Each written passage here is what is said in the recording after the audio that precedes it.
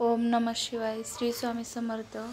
आज मी तुम्हाला दाखवणार ब्रह्मकमळ आणि याला आलेली आहे एक कळी. आता तुम्ही पाहू शकता हे झाड आहे.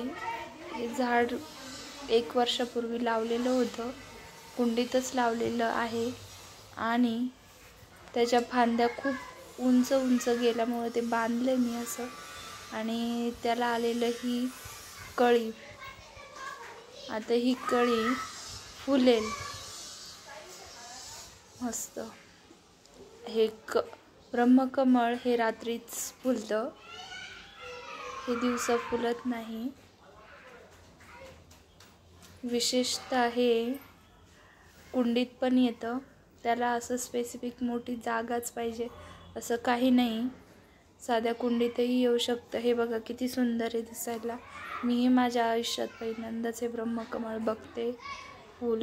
मीही फर्स्ट टाइम बघणार आहे.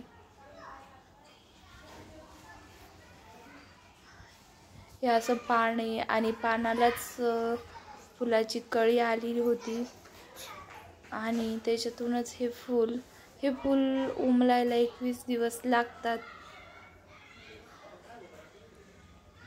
आता हे फूल उमलण्याच्या तयारीतच आहे. म्हणजे याला कळी येऊन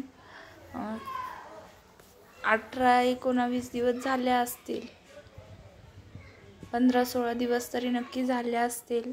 आणि तुम्ही बघू शकता किती सुंदर कळी आहे, खूप छान दिसते. आणि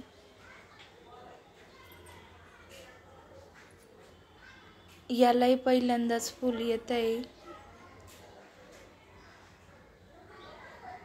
खूप सुंदर आणि छान, मनाला मोहून घेणारं आणि मनाला आकर्षित करणारं फूल आहे हे.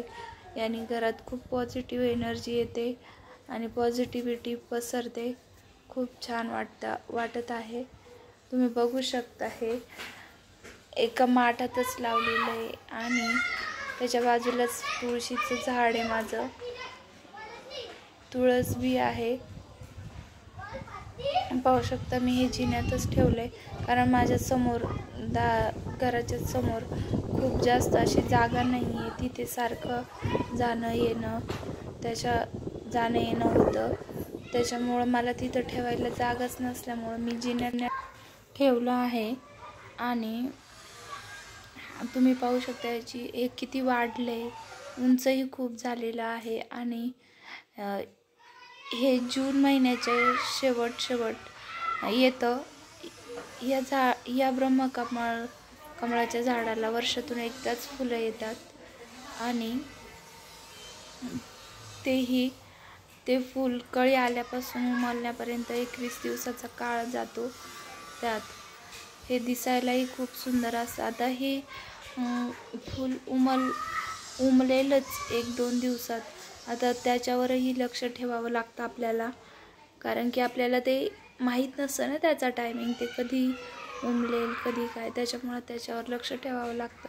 आणि हे फूल उमलल्यानंतर त्याची पूजा करायची असते, तर आपण ते पुढच्या व्हिडिओत बघूयाच. फूल उमलल्यानंतर केलेली पूजा कशी करायची, काय करायचं हे आपण पुढच्या व्हिडिओमध्ये बघूयात. हे खूप छान आहे दिसायला.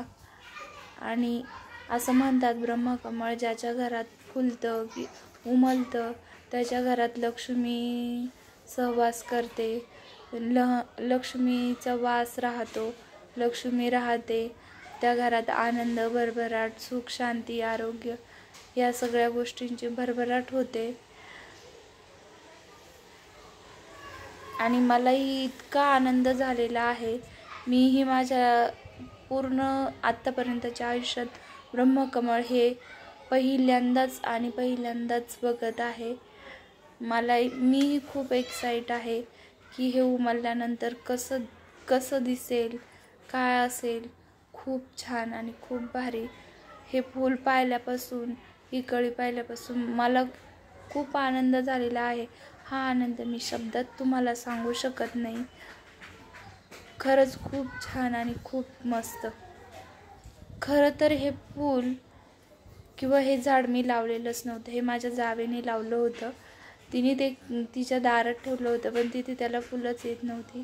तिथून सारखं जाणं येणं, सावली पडत असल्या कारणामुळे ते वरती जिन्यात आणून ठेवलं आणि त्यानंतरच या झाडाला आलेली पहिली कळी आणि पहिलं फूल.